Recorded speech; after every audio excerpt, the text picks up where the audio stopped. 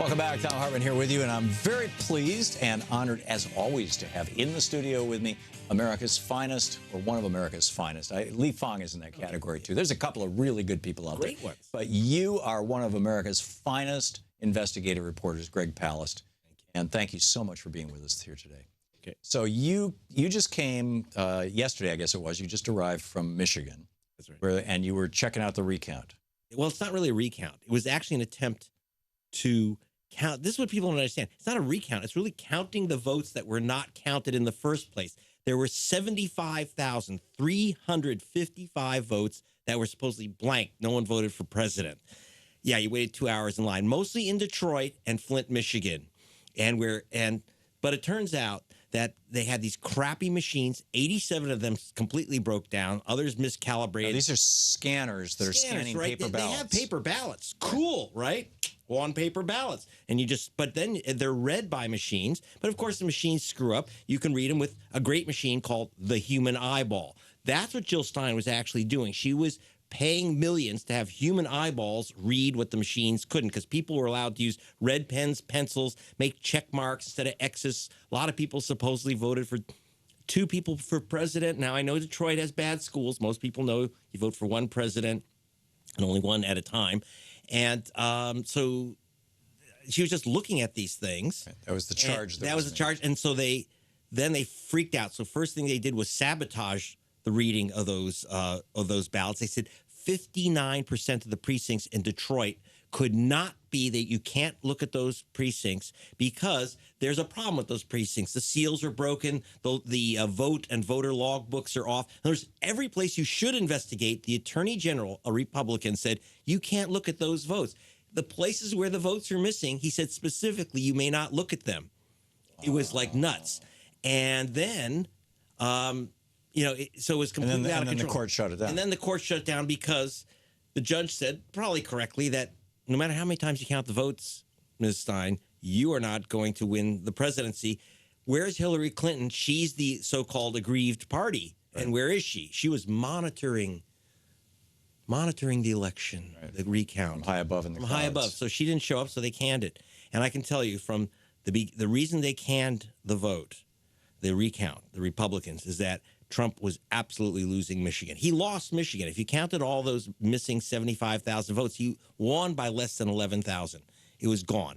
Plus, a lot of people never got to vote because they were slammed. About 50,000 Michiganders were wiped off the voter rolls by this trick called cross-check, and we saw it in North Carolina. Chris Kobach, we talked about that Kansas, before. And interstate cross-check, his voter purge list. Yeah, so Chris Kobach, who is the guy that came, the Muslim tracking list, SB 1070, driving while brown law, he told Trump, build a wall, make Mexico pay for it. This is the guy who created this system for Trump, for the GOP secretaries of state. He's actually runs the voting system in Kansas. He got all the secretaries of state to give him all their voter lists to look for people who voted twice, because Donald Trump says elections rigged because people are voting many times. 3 million people voted illegally. And so they voted illegally. So they were looking for these illegal voters, people who voted twice, and they came up with a suspect list of only 7.2 million Americans. But the thing was, they wouldn't show me the list. I got a hold of them. It's in my film.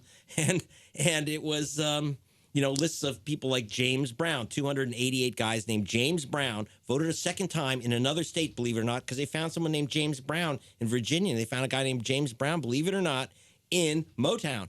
And they said, oh, that must be the same voter running around voting everywhere. So let's knock him off both. So they knocked rolls. him off the voter rolls. But here's the thing. The experts said common names, James Brown, Maria Hernandez, David Kim.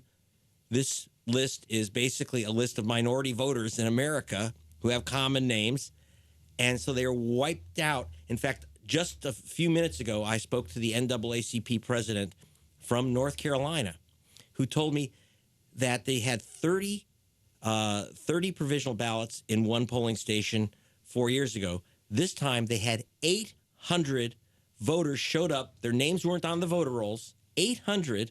They're given provisional ballots, these kind of placebo ballots, which half the time don't get counted, because crosscheck had gone through the voter rolls of North Carolina like a knife through butter. It was ugly stuff. So we ended up with 800 people whose votes never got counted in one station.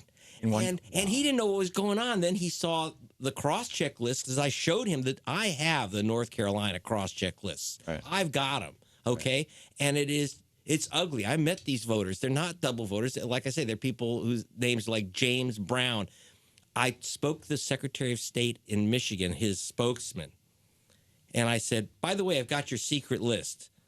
James Brown in Michigan is supposed to be the same voter as James Brown in Georgia. They have different middle names. One's James Edward Brown, one's James Lewis Brown. Is there a problem here? And by the way, don't you think that when you use common names like James Brown and Jose Garcia, that there might be a racial problem here? And he said, oh, I don't think so. I mean, I know a lot of white people named Brown. And that was their comment. Yeah. And now there's an Asian American activist group that is pointing out that 1 out of 8 Asian Americans in these 30 states that use cross-check, these red states, these Republican-controlled states, which includes most of the swing states, that 1 in 8 Asian Americans were thrown off the list by interstate cross-check. Huge in Michigan. The group is 18millionrising.org. By the way, it's a big advocacy group. 18millionrising.org. Yeah. And so if you're Asian American and you want to support Asian American civil rights, Asian Americans used to vote Republican, so they left them alone. Now they're voting as if they turned black. It's in my film. I even have a scene where Korean voters suddenly go pop, pop, pop, and they turn into John Lewis dancing Gangnam Style. So they're voting like they turned black. And so what happens now, they're getting suppressed like they're black. Yeah. And so 18 Million Rising joined me yesterday here in Washington to present 50,000 signatures to the Justice Department saying, please investigate this cross-check vote-killing gimmick while it's still a Justice Department, before Sessions makes it an Injustice Department. So it sounds to me like, Russian hacker, no. Hillary Clinton poorly run campaign or not. Pretty much all, yeah, exactly. Regardless of whatever excuse is being thrown out for why, quote, Hillary lost, that she actually won the election. But this Republican voter suppression effort caused the ballots of Democrats who voted, who were Hispanic, Black, or Asian, not to be counted. Massively. In fact, I spent some real time with Jill Stein, who is leading the Recount effort. And she says, I came here expecting into Wisconsin and into Madison, expecting to find hacking evidence and expecting to find Russians in the software. She said, instead, and this is her line, she said, I found a Jim Crow election, old-fashioned suppression, wipe out of the black vote and the Hispanic vote and the Asian American vote. And she said, that was the election, and that's why they're stopping me, because she was exposing this thing. It surprised her. She didn't expect to see this, and it shocked her and just made her sick. And, it is sickening to see people suddenly show up and their names are missing from the voter rolls. Right, and now the Pennsylvania recount has been shut down by a judge, and the Republicans are just fighting this like there's no tomorrow. They don't want this information out. Because they know how it's, look, I was there. The press doesn't want this information out for reasons that I don't understand. Why, you're on here, you're on Democracy Now!, you're talking to anybody who will listen, but the corporate media does not want to discuss this. I think it's because they all have a Republican bias. They're giant corporations after all. The only thing that they'll challenge Trump on is because he won't accept the Cold War line that the Ruskies are back, right, and they're messing with the elections. So other than the only dissent to this election, to this Jim Crow election, is that the old Cold War line that somehow the Russians are there. Where's the evidence? Excuse me. If a foreign power stole our election, I don't care what sources are revealed. We need that. That's our information. But instead, that's why I made a film, because, to get around the electronic censorship that I usually encounter. And I know we're running out of time because you've got another interview you've got to do, and it's 16 minutes past the hour. So just so people know, the movie is called The Best Democracy Money Can Buy, and it's available over at Amazon.com for $2.99. And you can organize a showing of it in your local community by going to gregpalast.com. And is there anything I'm missing?